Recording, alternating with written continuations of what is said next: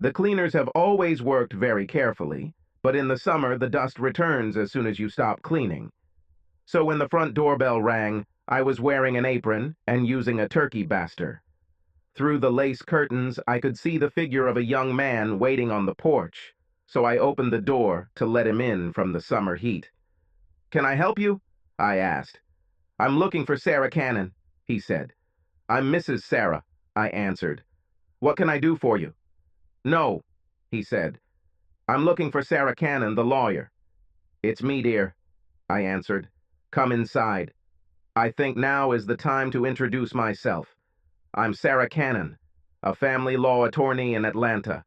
Nowadays, of course, the bulk of family law work is, of course, divorce.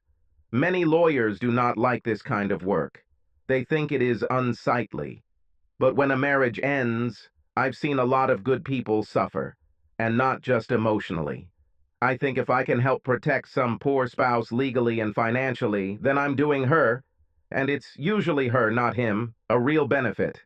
I've been doing this for a long time. I won't say how long because a lady is not obliged to tell her age, but I can say that I remember watching the Kennedy-Nixon televised debate, if that tells you anything. If you've been able to stay in a profession like law as long as I have, then you're either pretty good or a millionaire with a hobby. I won't brag, but I'm not a millionaire.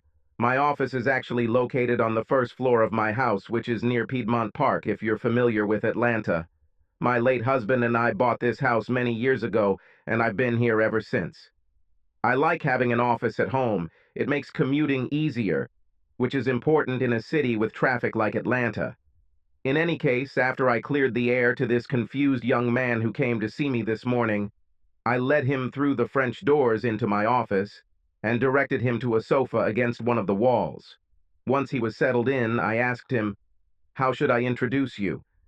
He smiled at my greeting and answered just as formally, "I am Mr. Stephen Markham." Walking over to the small refrigerator I had built into the closet, I asked, "Well, Mr. Markham, would you like to join me for a glass of sweet iced tea? It's perfectly refreshing on a hot day, especially with one of these sugar cookies I baked." While he took a glass of sweet tea and took a sugar cookie, I looked at him carefully. He was about 20 years old. I realized that he was left-handed by the way he held a plate of tea and cookies in his right hand. His hands also showed that whatever his income was, it certainly did not involve physical labor. He was good-looking, but not a movie star, a little taller than average, and seemed to keep himself in shape. I'm glad it wasn't complete. It saddens me to see so many young people carrying around excess weight. He had a sensitive face, but today he looked deeply concerned. "Well," I said, "what brings you here today?" "This is my wife," he answered sadly. "She wants a divorce." "Excuse me for a moment, dear. I think someone should join us in this conversation." I left my office and went to another office, which used to be the living room. As I peered through the door, Emily Merriweather looked up from her computer, expectant. "Miss Emily," I said, "I have a potential client in my office. Would you like to join us?" "Yes, ma'am," she replied, like an obedient girl. As I stood up, I thought again what a lovely young lady she was, tall and slender, with brown hair pulled back with a simple ribbon. Her sleeveless summer dress emphasized her femininity. I thought highly of Emily. She comes from a good family and recently graduated from Agnes Scott College. I hire all my assistants from my alma mater because they are all well-mannered, educated young women. Plus, this seems like a good way to repay the college for the excellent education it gave me. Emily was not a lawyer. This is not what I needed. A family law practitioner like me doesn't really need a legal assistant because family law doesn't require a lot of legal research. But someone who is sincere and ambitious, with a quick mind and a kind heart, can be very helpful doing other types of research, especially with all the blogs, tweets, social media, and who knows what else that passes for communication today. I found it helpful to have Emily present at the first interview. Since she was about the same age as our potential client, she might have a different point of view than someone as old as me. At the same time, listening to her assessment of our client gave me more insight into Emily. You can tell a lot about a person based on how he sees others. As we walked back into my office together, I noted with approval that the young man stood up as we entered. I always appreciate good manners. They are not very common these days. Mr. Markham, allow me to introduce you to my assistant, Miss Emily Merriweather. Miss Merriweather, this is Stephen Markham. He is seeking our assistance in connection with a possible divorce. Emily nodded modestly. After we were all seated, I asked Mr. Markham to tell us the details of his situation. The young man began to give a complicated account of his marriage to his beautiful wife, Lola, whom he married straight out of college, their only child, Anita, to whom he was very attached, and the unexpected divorce filing that came like a thunderbolt in the middle of a clear sky. Moreover, shortly after the first collation, Mr. Markham told Deuce that he was served with a restraining order prohibiting him from contacting or coming within 200 meters of his wife and daughter until all legal matters were resolved. Initially, his story sounded depressingly familiar. After all, most of my practice involves unhappy marriages.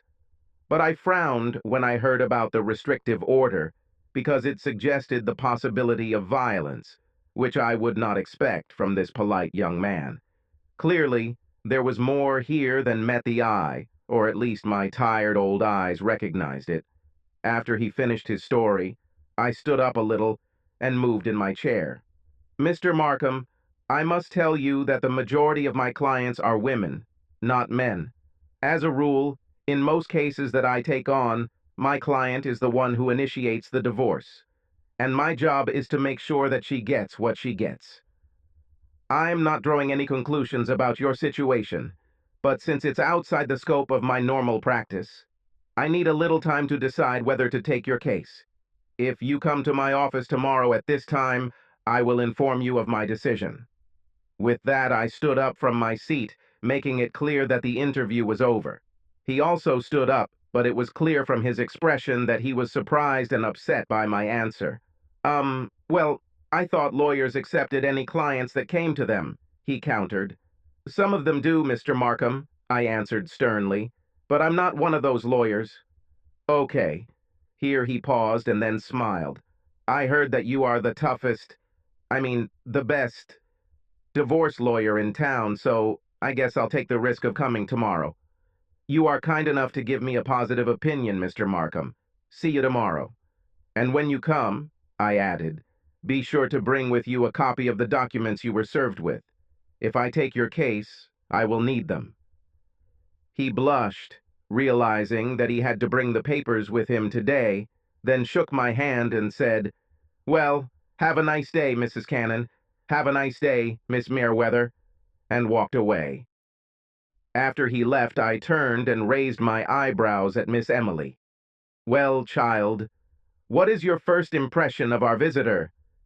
Without hesitation, she replied, He doesn't seem like the kind of man who would force his wife to seek a divorce. He seems good-natured and very well-mannered.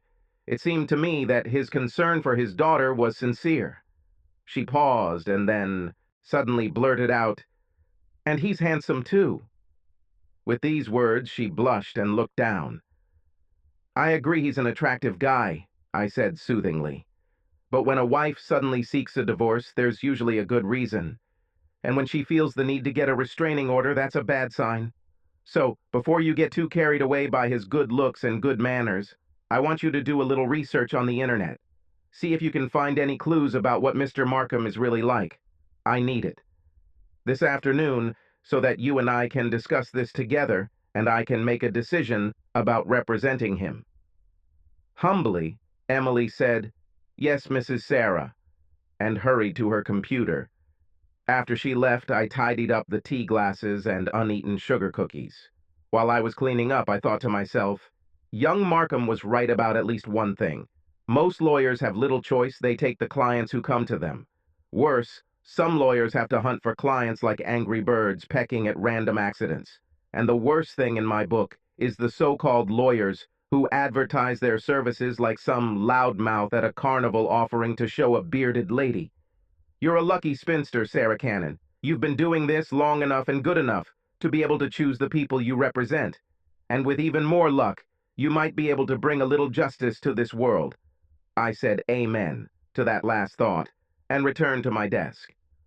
An hour or two later, while I was reviewing another case, there was a soft knock on my office door, and Emily poked her head inside.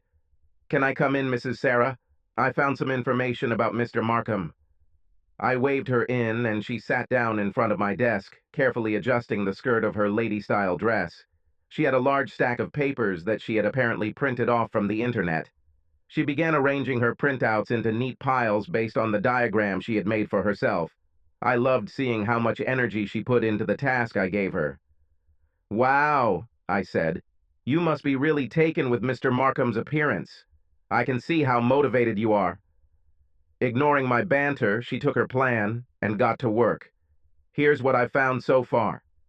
He was born in Nashville, but his family moved to the Atlanta area when he was in elementary school. He graduated from Emory University with a major in art. That was about 6 years ago, so he should only be 5 years older than me. He's an artist, and his paintings have begun to attract some interest locally. He hasn't had any big sales yet, but after his last exhibition at the Centennial Park Olympics, he got good reviews from a critic who writes for the journal Constitution. He is married, at least for now, to Lola Markham, née Martinez, formerly of Miami Beach. They apparently met in college and married immediately after graduation. As he mentioned, they have one daughter, Anita, who is now 3 years old." She paused in her narration, looked up, and added, "I saw her picture. She's cute. He has no arrests, no complaints, no warrants," Emily continued. "Not even a traffic ticket. Before the restraining order was issued, the police had no record of him at all." "Very good," I said. "Now what can you tell me about Mrs. Markham?" Emily pulled another stack of papers from her stack and turned to what appeared to be a biography page from a corporate website. "She's the vice president and senior account manager for the Atlanta office of Hamilton Johnson, which is the largest publicly traded PR firm in the country. She started there as an intern while she was in college, then went full-time after graduation and has been there ever since.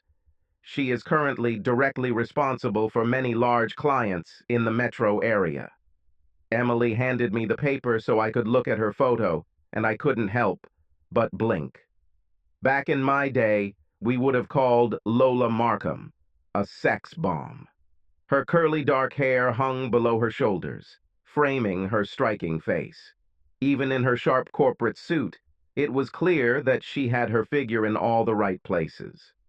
"Very beautiful," I remarked. "If you like that guy," Emily muttered disapprovingly.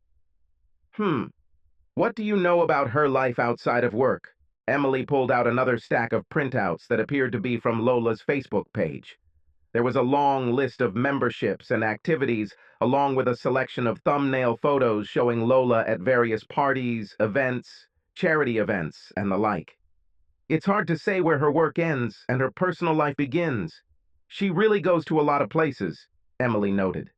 She paused, then added, "I find it interesting that there are no photos of Stephen on her page, or of her daughter either." "Let's not jump to conclusions, honey," I said. "This could be related to her work or a desire to keep her personal life private." "Well, maybe, but if I had a husband as sweet and talented as he seems, I would want to show him off." As she said this, Emily blushed again and hastily added, "And her daughter. You seem to have a little admiration for this guy." I smiled. "Just don't let it cloud your judgment." Emily avoided looking at me. "However," I continued, "I have to agree with you that Mr. Markham seems an unlikely candidate to be an unfaithful husband, and I think he is even less likely to pose a physical threat to Mrs. Markham or their daughter. This makes me think there's more to the story than we've heard so far, so maybe I'll take his case after all." "Oh, I'm so glad, Mrs. Cannon," Emily exclaimed. The next day, Stephen Markham again knocked on the door of the old house that served as my office. "Come in, darling. It's too hot to stand outside," I said, letting him into the hallway. When we entered my office, Emily was already sitting on a chair with her hands demurely folded in her lap. She looked up and said sweetly, "Nice to see you again, Mr. Markham." "My pleasure too, Miss Merriweather," he replied with a smile. I saw that she was glad that he remembered her name. "Let's get started," I said, sitting down on the other end of the couch from Mr. Markham. "As I told you yesterday, I usually represent the female side in family disputes. However, Emily and I found some points in your situation that aroused our curiosity. Accordingly, I think I will make an exception in your case and represent you, Mr. Markham, if you still want it." A look of relief appeared on Stephen's face, and he began to express his gratitude. I quickly stopped him. "Don't thank me now, young man. I haven't done anything yet to deserve your gratitude. Leave it until I actually do something useful." He nodded in understanding, but I could clearly see how relieved he was that I would represent him. "Well, now that I have decided to represent you," I continued, "I would like your permission to call you Stephen." When he nodded quickly in agreement, I continued, "And you can call me Sarah." "Thank you, Miss Sarah," he said politely. "Now, Stephen, the first thing I would like to do is look at the documents that were served on you, as well as the restraining order. I hope you brought them with you?" Stephen quickly pulled out a sheet-sized stack of legal documents from the inside pocket of his summer suit. He gave them to me. It didn't take me long to realize that the divorce suit was a standard template. It looked as if it had been copied from a law textbook. The restraining order was also unremarkable, so I moved on to an offer to divide the property. "Well, well," I commented, "it sounds like Mrs. Markham wants your house and everything in it. She wants the basic right to raise your daughter, and she wants you to pay child support. It looks like she wants to take everything she can get." Stephen's face again took on the expression of sadness and puzzlement that it had yesterday. "If she takes all this, it will practically ruin me," he complained. "I won't have my own place to live or to paint, and I'll practically lose Anita." He lowered his head in disbelief. "I just don't understand why she became so mean to me. I've always been nothing but loving towards her." Regrettably, Emily began to stroke his hand. "Well, well, Stephen, nothing has been decided yet. In chess, this would only be the opening move. The game is far from over," I encouraged him. "But there is one thing that still bothers me, and that is the restraining order. What did you do to get your wife to seek police protection?" I asked. Stephen blushed a little, this time from anger rather than shame. "That was bloody weird. Oh, forgive me, Miss Sarah." I waved my hand, inviting him to continue. "It was weird as hell. I was meeting with Roger Every, my agent, to discuss some paintings that I was hoping to sell. As we sat talking, some man I'd never seen before came up to me and asked is it me, Stephen Markham?" When I confirmed it was me, he handed me some documents and told me I had received a lawsuit. When I opened them and saw that it was a divorce lawsuit from Lola, I was just stunned. "More," I urged him. "Of course, I cut short my meeting with Roger and rushed home to find out what was going on," Stephen continued. "But when I arrived, the door was locked and my key wouldn't fit. I started knocking on the door and then I heard Lola inside. She didn't open the door, so I had to shout for her to hear me. Everything she told me was that I can't go in and that I just have to walk away and let the court sort it out." Stephen looked at us helplessly. I was amazed. I couldn't go into my own house? Then I thought about Anita, and when I asked Lola where she was, she told me I couldn't see her until this was all over. I guess when I was a little, I lost my temper because I started knocking on the door and threatening to break it in. Suddenly, before I knew what was happening, the policeman grabbed me by the arm and dragged me away from the house. He told me that if I didn't leave immediately, he would have no choice but to arrest me. I was extremely angry and upset, but I was brought up to respect the law, and I definitely didn't want to get arrested. So I ended up leaving and going to my brother's. The next day I got this restraining order," he finished. "What did you do after that?" I nudged him. "Well, I talked to my brother, and he told me I needed a lawyer, and fast. When I told him I didn't know any lawyers, he said, You're the best divorce lawyer in the city, and I better come to you quickly to ask if you will take my case. I guess I should make some peach cobbler to thank your brother for such a good recommendation, I said with a smile. Setting the legal papers aside, I looked at Stephen and Emily. Before we can do anything, I need more information to work with. Emily, I need you to take Stephen to your office and find out everything you can from him. Find out about his life story, his family, and his friends and acquaintances. What are you looking for, Miss Sarah? Emily asked. I can't say for sure because I don't know. I'll know it when I see it, I explained. Emily didn't look convinced, but I knew she'd try anyway. I saw how much she wanted to help Mr. Markham. Then, I continued, when you've done that, Stephen, I want you to tell Emily everything you know about Lola, her business, her leisure time, her acquaintances, everything. And don't worry if you forget some details or don't know something. Emily is a miracle at finding information on the internet. And if you work together, I'm sure she'll find it.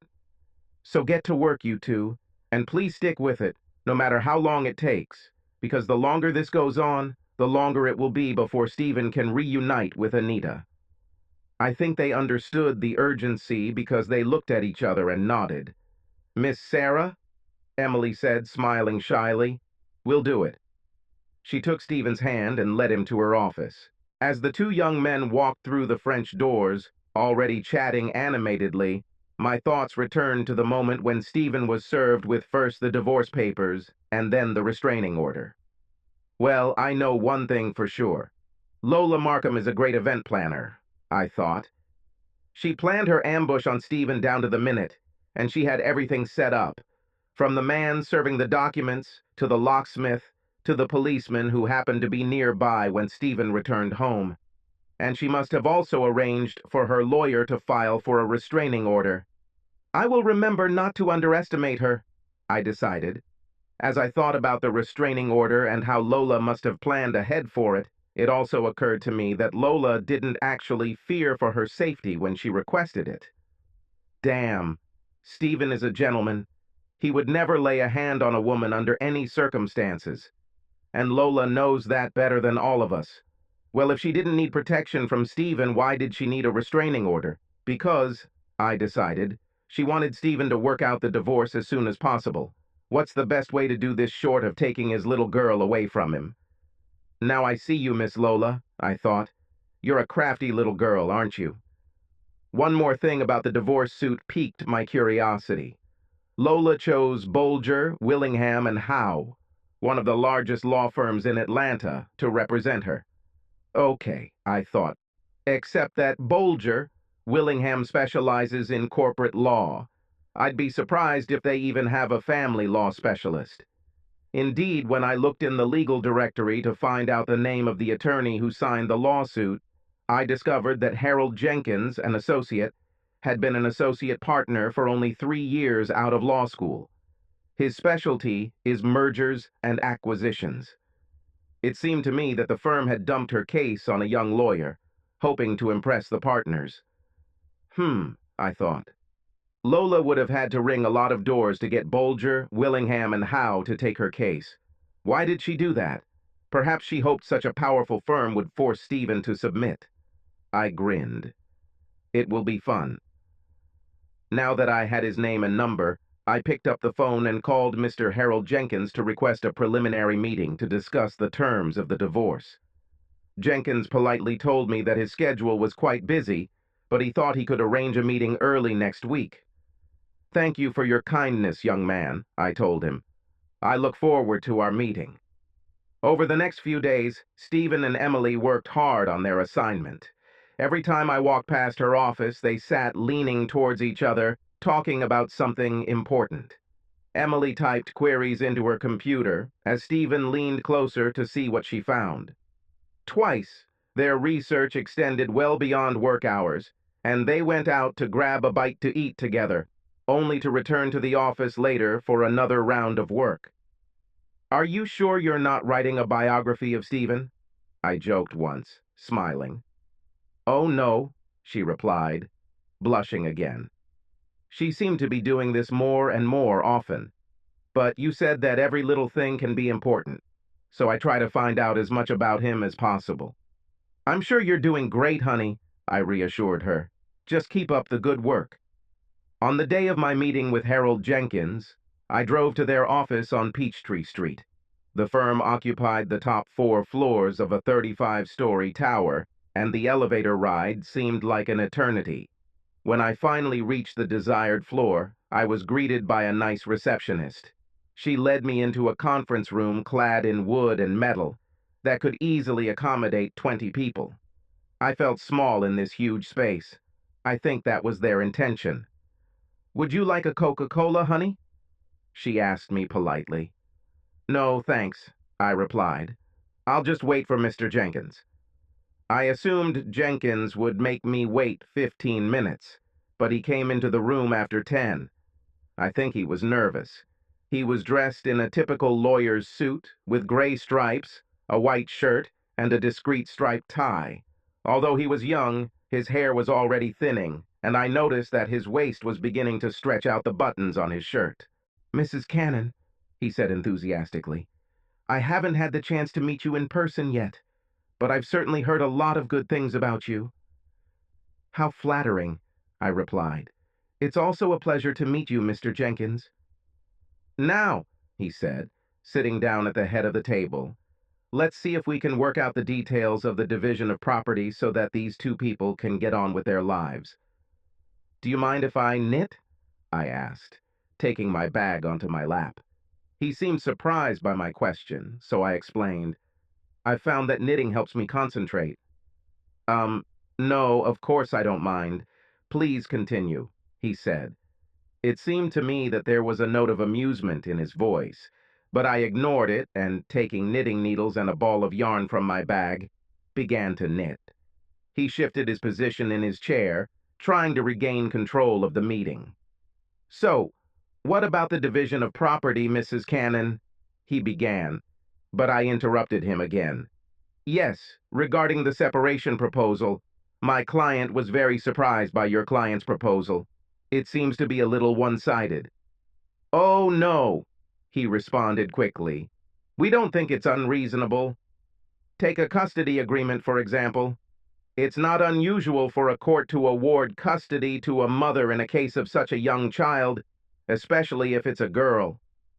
"Yes, of course," I agreed. "But my client is saddened by the proposed restrictions on seeing his child.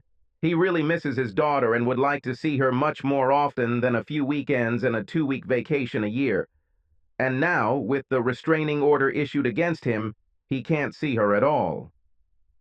"Of course, I'm sure the separation is very painful for him," Jenkins said peacefully. "And the sooner we get this settled, the sooner we can lift the restraining order and return the dear child to his father's arms." He gave me what I thought was a rather sycophantic smile, and I thought to myself, "This is going to cost you." Out loud, I agreed. Getting her back is my client's highest priority. "Great," the lawyer said enthusiastically, as if the custody issue had already been resolved. "Then let's move on to the division of property." I didn't argue. "Okay," I said. "What about the division of property? Does my client have to lose not only his house, but everything in it?" "Not at all, Mrs. Cannon. Of course he can have his clothes, shaving supplies, and other personal effects," Jenkins said, smiling as if making a generous concession. "We have no problem with that." "But what about the furniture and kitchen utensils? Doesn't Lola expect Stephen to have to start over without owning anything?" I objected. Jenkins shook his head sadly, but firmly. "Mrs. Markham is a woman of taste and sophistication.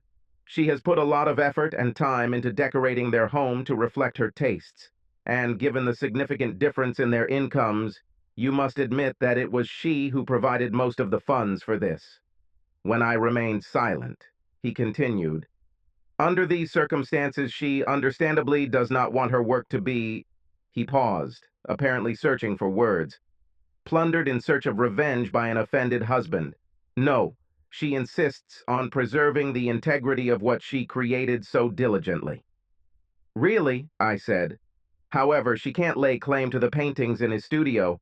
I believe she hasn't even hung any of his work in the house. Couldn't she let him own his own paintings? I must remind you, Mrs. Cannon, that it was my client who set up and financed Mr. Markham's little studio. He paused at my curious gaze, then explained, "You know, his art studio." I nodded eagerly. "I graduated from Agnes Scott College, Mr. Jenkins. I know what a studio is." Under my breath, I added, "And, unlike you, I know how to pronounce this word correctly." He hurried to continue. "Yes, of course. To be honest, Mrs. Cannon, after the unfortunate incident in which Mr. Markham almost went berserk at their home and had to be restrained by the police, Mrs. Markham is extremely reluctant to concede the transfer of any property for which she has paid, except already discussed, of course." This is interesting, I thought. He anticipated that the question of ownership of the paintings might arise, and prepared a carefully formulated answer in advance. Jenkins now insisted, feeling his advantage.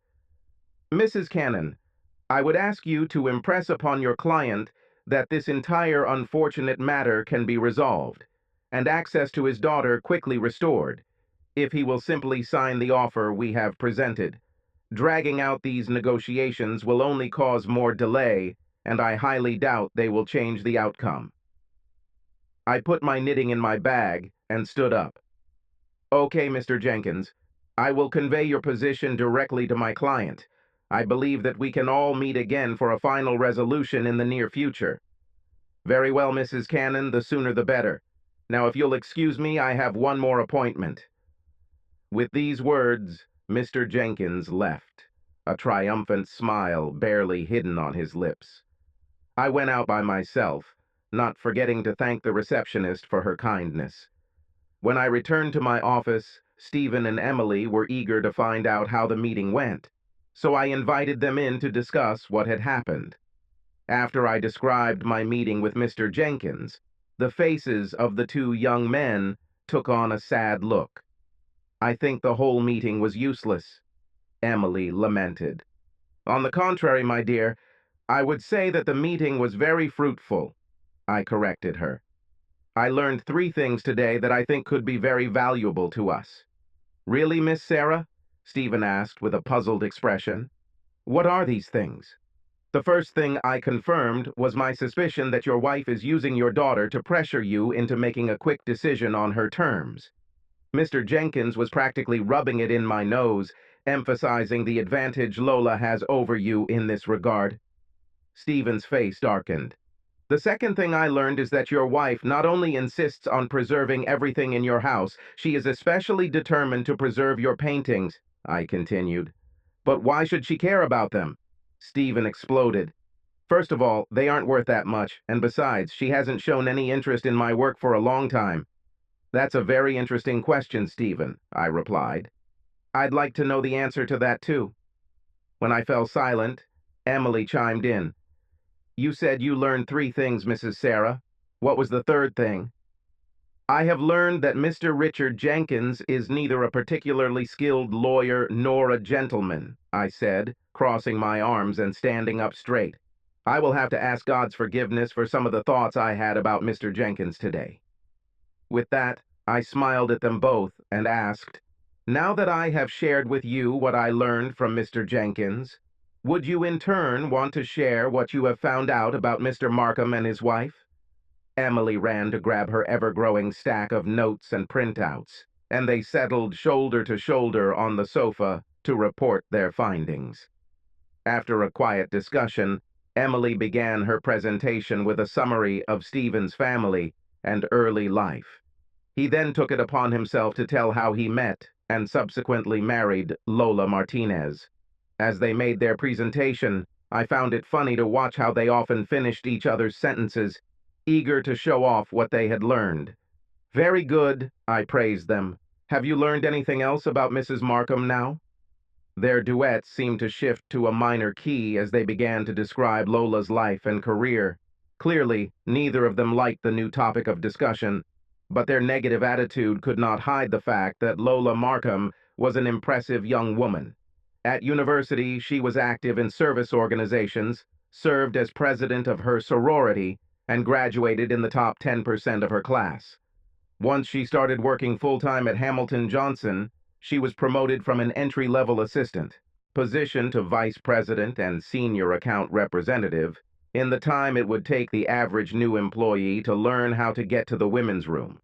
When I noticed the speed of her impressive rise in the company, even Emily admitted that Lola was more than just a pretty face. She must be damn good at what she does to get this far, this fast, and the number of large accounts she handles is truly astonishing, she admitted reluctantly. Do you happen to know who they are? I asked. Oh, yes, she replied, and after consulting her notes, she began to quickly rattle off an impressive list of major Atlanta companies, institutions, and organizations. Sorry, honey, I interrupted, but did you just say Avery International Art? Is this the company owned by Roger Avery, Stephen's agent? That's right, Stephen confirmed. Actually, it was Lola who introduced me to Roger for the first time. It was a pleasure to have the opportunity to work with such a renowned agent. And here's another connection, Mrs. Sarah, Emily put in. Lola also does public relations for Bolger, Willingham, and Howe. What a small world we have, I exclaimed, although I thought to myself that it was indecent for a law firm to hire a PR agency. As they continued, my mind wandered as I tried to remember everything I had learned today. I had many possible scenarios, but nothing concrete that I could rely on. If we wanted to make any progress, I needed to seek outside help. It looked like the two young men in front of me were going to continue their presentation late into the night, so I interrupted them a second time. Sorry for the interruption, but I think it's time for me to reach out to an old friend. I need to get this done before it's too late, so maybe you two should finish for today, and we'll continue tomorrow morning. When they left my office, I started looking in my desk drawers. Where did I put my church directory? When Emily and Stephen walked into my office together the next morning, they were surprised to see me talking to an older African-American man they had never seen before. I quickly stood up to introduce them. Mr. Rayford, may I introduce my assistant, Miss Emily Merriweather? She nodded politely, although somewhat hesitantly. And here standing next to her is Mr. Stephen Markham, the client I told you about. Hello, hello? Mr. Rayford nodded affably. Emily, Stephen, let me introduce Mr. Lucius Rayford. He is the man who cleans my offices. Emily and Stephen tried not to show their surprise, but their embarrassment was obvious. Lucius and his wife Mabel are dear friends of mine, I explained. We go to the same church. He agreed to help us. Taking Mr. Rayford's arm, I said, Thank you very much, Lucius. It's so encouraging to know we can count on you. Oh, Mrs. Sarah, you know I would do anything for you, he replied. I'll contact you as soon as I can.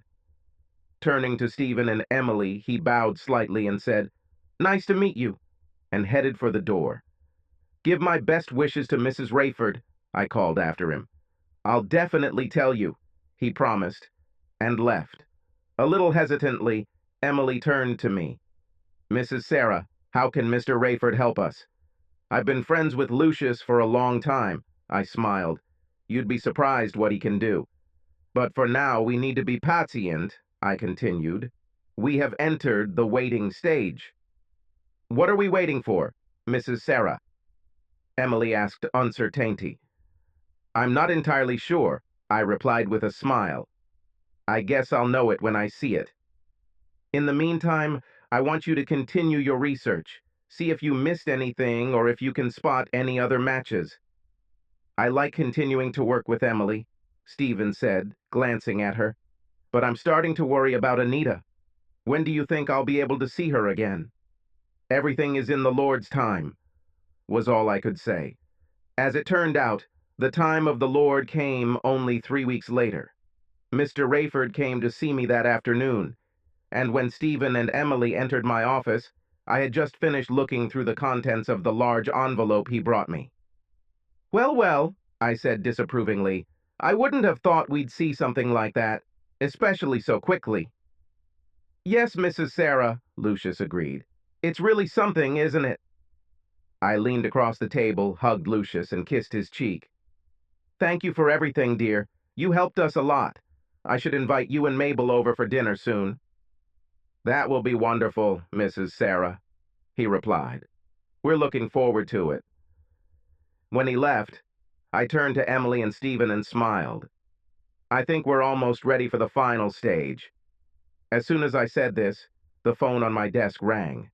I recognized the number on the display and, motioning for Emily and Stephen to stay, I answered the call. Yes, this is Mrs. Cannon. Of course, I'll be happy to wait for Mr. Jenkins. A minute passed, then two.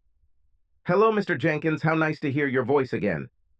Yes, I had the opportunity to discuss your client's proposal with Mr. Markham.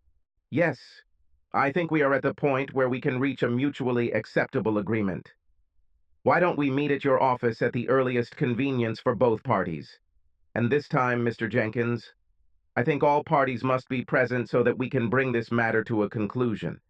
This has gone on too long, I'm afraid, and my client misses his daughter too much. Yes, your office tomorrow at 3 p.m. would be fine, I said, raising my eyebrows at Stephen and Emily to make sure they were free too. Great, then Mr. Jenkins, it will be nice to see you. Turning to Emily and Stephen, I said, as the great Caesar said, the die is cast.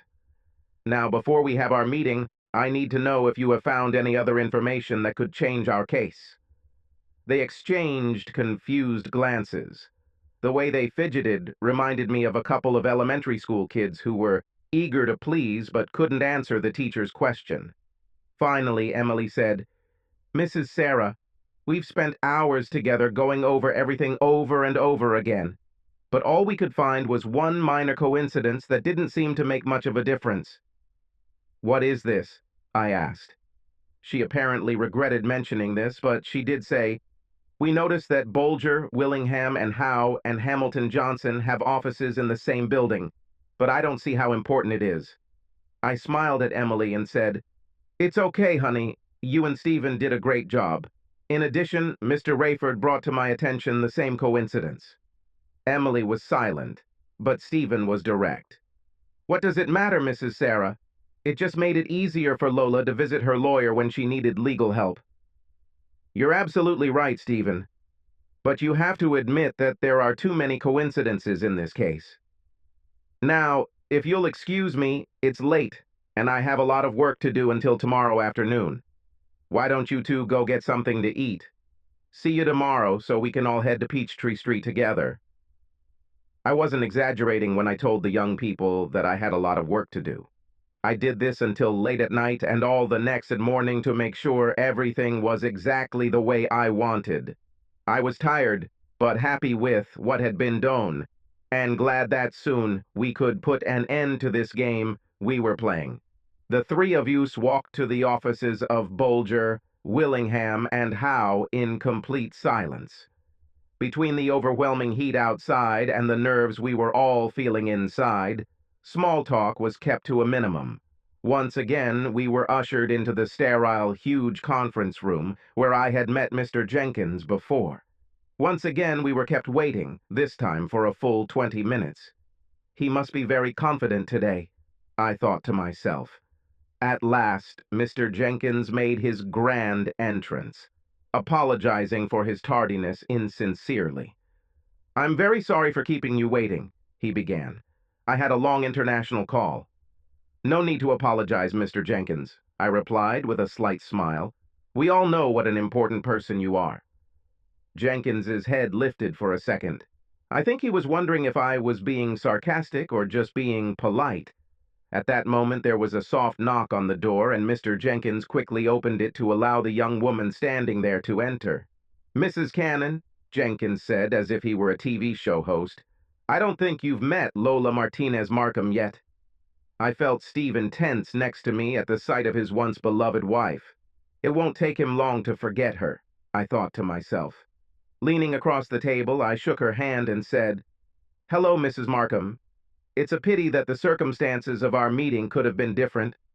I thought she was attractive in that shiny way that many young women today acquire, and which, in my opinion, is not so beautiful. She returned my greeting with a small smile and sat down, crossing her legs so that the hem of her short skirt rode up, revealing too much of her thigh. She wore a men's shirt with just enough buttons undone to show off her generous cleavage. She must have dressed that way on purpose to show Stephen what he was missing, I thought wryly. She really wants to hurt him. After I introduced Stephen and Emily, Jenkins seemed to want to take control of the meeting, just like he did last time. But first he turned to me with a patronizing smile and said, "I see you have brought your bag with you again, Mrs. Cannon. Will you knit again?" I smiled sweetly back at him and said, "No, I need my bag for other things today." Having completed these pleasantries, Jenkins spread his hands in a theatrical gesture and said, "I would like to begin our meeting by reviewing the proposal that my client has made. I think—" "Sorry," I interrupted, "but I would like to begin our negotiations by reviewing our counter-proposal." Jenkins was stunned, but quickly came to his senses. "Oh, of course, Mrs. Cannon. Ladies first. We had no idea that your client had an alternative offer. We'd love to hear what you have to offer." Lola gave him an angry look. I don't think she agreed. I ignored their little exchange and started. "With regard to the house which Mr. and Mrs. Markham shared, our proposal is that Mrs. Markham vacate it immediately, relinquishing all her title to it in favor of Mr. Markham." "What?" Lola Markham screamed. She looked at Jenkins and screamed, "She can't do this!" Jenkins quickly put his hand on hers to silence her, and then turned to me indignantly. "Mrs. Cannon, what could make you think that Mrs. Markham would ever agree to such an outrageous proposal?" I ignored him for a moment and went straight to Lola. "Mrs. Markham, you are truly an impressive young woman. In just 3 years, you have achieved the kind of prestige in your field that most people strive for their entire career. You obviously have the beauty, brains, and talent to make it this far."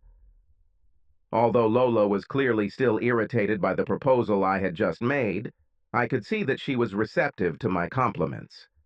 Little daffodil, I thought. "However, even with such remarkable qualities," I continued, "I think it would be difficult for anyone to achieve so much in such a short time," I paused, "without the use of other talents such as these." With that, I took a photograph from the bag on my lap and handed it to her face down. When she turned it over and looked at it, she sighed. "Where did you get this?" she shouted at me. Jenkins quickly snatched the photo from her hands and stared at it in amazement as he realized what he was seeing. The black and white photograph clearly showed a fairly explicit scene involving Mrs. Markham. Stephen and Emily also gasped when I handed them the duplicates, and Emily began to urgently speak to Stephen in a quiet voice to keep him from any outburst of emotions. But Jenkins had no one to restrain him, and without thinking about the consequences, he burst out, "Who the hell is this?" "This," I said, "is Mr. Warren Lewisone, Managing Director of the Atlanta office of Hamilton Johnson. I assume, Mrs. Markham, that he is your boss." As Jenkins stared at the photograph, dumbfounded, I commented dryly, "It sounds like your client hasn't been entirely forthcoming about her reasons for seeking a divorce." Lola began to speak angrily, but Jenkins, to his credit, regained his composure and gave her a steely glare, silencing her. "Although this photo seems to be a small office romancy, unfortunately, it is not related to the matter in front of us. The state of Georgia has a no-fault divorce law that does not take into account the reason for the divorce. Any alleged infidelity would be irrelevant in court," Jenkins fumed. "Besides," he continued, gaining strength, "it is impossible to say when this connection occurred. It may well have happened after Mrs. Markham decided to consummate her marriage. Any relationship arising after notification would be ex post facto." "That's all very true, Mr. Jenkins," I admitted. "But if you and Mrs. Markham look closely at the setting, You will see that this took place in the offices of Hamilton Johnson, in this very building.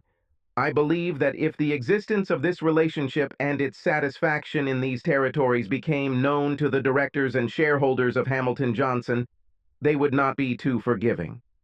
First of all, what they are doing is a clear violation of the corporation's code of ethics, which prohibits any such relationship between a manager and a subordinate.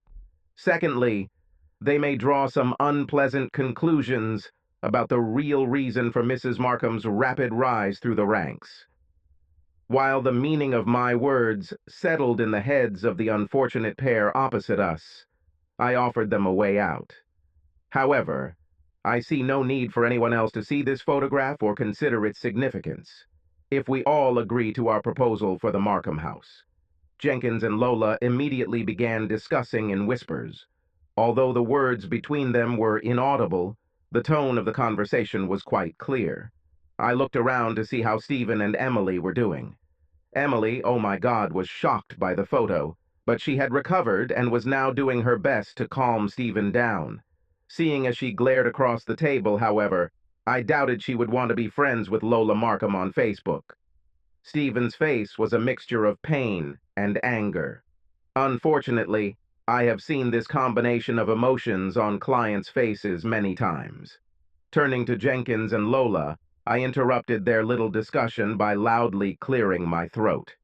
We now move on to our second counter-proposal. This concerns custody of their daughter Anita. We propose that Stephen Markham, her father, be given full custody of his daughter and Lola. Markham will have limited visitation rights only at the discretion of the father. Lola and Jenkins were visibly startled, and Jenkins couldn't contain himself. Mrs. Cannon, this is impossible. No court would ever grant sole custody to the father if the mother were not behind bars in prison. This is absurd. Funny you should mention that, Mr. Jenkins, I replied calmly. Perhaps you would be so kind as to look at this letter. Again, I took copies of the document out of my bag and distributed them to all parties at the table.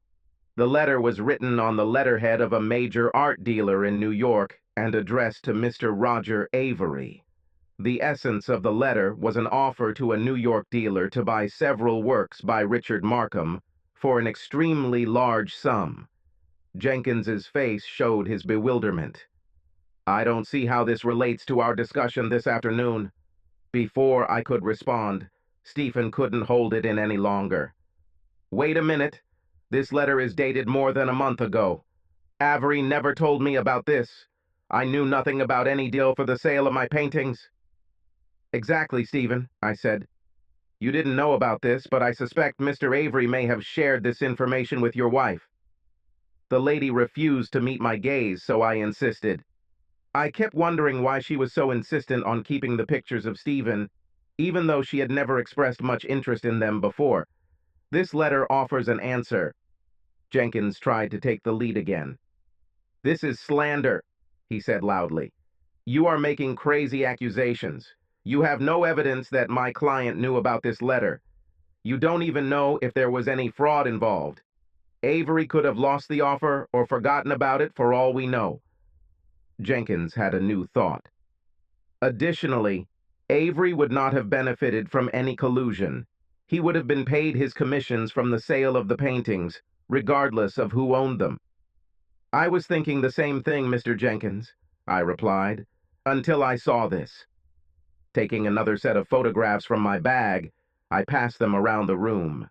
There was a stunned silence as everyone stared at Lola Markham's latest lovemaking session. This is Roger Avery, Stephen whispered, confirming what everyone else either knew or guessed. I had to wait until the hubbub died down before I could speak again. As before, I turned to Lola Markham. Conspiracy to defraud is a criminal offense, my dear. If I present this letter and this photograph to the authorities, I am sure they will not hesitate to press charges. No, she screamed. You can't prove it. You can't do this to me. I smiled subtly at her. As it turns out, next week I'm having dinner with the State Attorney General, who is an old friend of mine. Would you like me to bring this to his attention?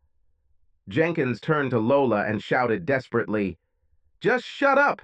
You are only making your situation worse." When her protests died down, I took advantage of the moment of silence. Again, my client and I do not want his daughter to feel the shame of having a convicted felon as a mother. If we can agree on our proposed custody arrangement, with full child support from Lola, of course, I think we can avoid all the pain of the investigation, trial, and likely verdict. I looked directly at Jenkins and added, "Would you agree that the court is more likely to grant the father's primary custody request if he has the mother's written consent?" Jenkins could no longer look at me or his client. With a defeated tone, he muttered, "I'm sure that will be perfectly acceptable, Mrs. Cannon. Well, if we've agreed on our two counter-proposals, there's only one last point left," I continued cheerfully. "Oh God, what now?" Jenkins groaned. I frowned at his taking the Lord's name in vain, but decided to ignore the blasphemy and continue. "The last item to discuss is the bill for the time my firm spent on this case. Given the circumstances which have led my client to seek legal advice, we believe it is only fair that Bolger, Willingham, and Howe foot the bill in full." With that, I pulled a copy of the legal bill out of my bag and pushed it toward Jenkins. When he began to look through it, he turned pale. "The hourly rate you are asking is higher than our senior partners," he countered. Then he stopped, as if he understood what I had just said. "Wait a minute," he stepped back. "You mean you're asking my client to pay your fee, right? You said Bolger, Willingham, and Howe would pay. That was a mistake." "I know what I said, young man, and that's exactly what I meant. I expect the law firm of Bolger, Willingham, and Howe to pay this bill in full," I said firmly. "It's incredible," Jenkins countered. "One law firm does not pay another lawyer's fees. My boss would kick me out of the office if I brought him your bill." "Not if you give it to him with it," I said, taking the last photo out of my bag. When he looked at the photo, I got the impression that he almost had a heart attack. "This is Robert Willingham, our managing partner," he said in amazement. "Indeed so," I answered harmfully, "and it seems that he also had as much connection with Mrs. Markham as Roger Avery. As an active member of the Georgia State Bar Association Ethics Committee, I know that engaging in sexual relations with a client is grounds for disbarment," I said sweetly. "So I suggest you take my bill, along with this photograph, to Robert and ask him to pay it immediately." With that, the three of us stood up to leave. Lola Markham sat crying on the table. She refused to look at Stephen as we walked past. He carefully avoided looking at her, too, I noticed, but there was a grin on his lips as he walked past her. Richard Jenkins sat slumped in his chair, staring at the wall. I think he wondered if his legal career would come to an abrupt end. Opening the door, I turned to him again. "One word of advice, Mr. Jenkins." He looked at me, a beaten man. "Next time you ask a lady out, don't keep her waiting." I didn't allow any discussion of the day's accomplishments until we were through the chaotic roads of Atlanta and safely back at my office. Then I let the celebration begin. Stephen and Emily danced with each other with joy. I handed out glasses of sweet tea. Emily could hardly contain herself. "Oh, Stephen, did you see the look on Lola's face when Mrs. Sarah gave her those photos?" "But these photographs," Stephen objected. "How did you even get them?" "For them, my dear, we owe our gratitude to Lucius Rayford." They both looked at me in bewilderment. "You see," I explained, "Lucius Rayford is the owner of one of the largest cleaning companies in Atlanta. His firm is contracted to clean the building that also houses Bolger, Willingham, and Hamilton Johnson. I simply asked him to install a couple of wireless digital cameras in certain offices and let me know what they picked up. But Roger Avery's office is not on Peachtree Street," Stephen pointed out. "How did you get that shot of Lola, in action with him?" "Lucius may not own the only cleaning service in Atlanta, but he is friends with the owners of most of them. He had no problem asking the people who service the Avery building for a favor." "How could you know that Lola, was getting involved with all these people. Emily was surprised. I didn't know this, of course, but my suspicions were aroused when you mentioned how quickly she rose to Hamilton Johnson. They have a selection of top graduates for their program. I even know one of them that came from Agnes Scott. However, among so many talented people, only Lola had such a career advancement. I wondered why. But how did you find out about Roger Avery? Asked Stephen. I never would have thought about it, I admitted, until Emily pointed out that he was Lola's client. It could have just been a coincidence, but I thought it was strange when you said you were served with court papers at his office. How would a procedural officer know exactly where to be at the right time if Avery hadn't told Lola? And finally, why was Lola so insistent on preserving Stephen's paintings, which, as far as we know, were not known to be of great value? Once I had all this together, I asked Lucius to ask his friend to check Avery's office to see if there was any correspondence with Stephen's name there. And, of course, at that very moment, I asked him to install the camera. What about the old guy at the Jenkins law firm? How about him? Emily asked. Oh, Robert Willingham, I said. It was easy. Hiring Bolger. Willingham for your divorce representation is a little like using a hammer to kill a mosquito. This is not only redundant, but also too expensive. The cost of maintaining that monster of an office alone would have sent Bolger Willingham's fees skyrocketing. How could Lola afford such a company, even on her salary? Plus, even though Lola was their PR representative, a large corporate law firm simply wouldn't take on a divorce case under normal circumstances. So I just started looking for unusual circumstances. Guess what? I found them. I smiled. Even so, Emily insisted. Lola started her plan long before Stephen came to your office. This means that it was, completed before Lucius could install his cameras. How did you know she would, repeat her act with these three men? Oh, that, I said. I was relying on human nature to help us a little. I don't understand, she said. It's simple. The schemer rarely leaves her plans alone. She always has to do one more thing to ensure success. The one thing she did was with Warren, Roger, and Robert. And as for men, I said, with a twinkle in my eye, well, let's just say that once they taste honey, they always want more. Sarah blushed. In the silence that followed, I glanced at Stephen. Again, I saw a mixture of emotions on his face.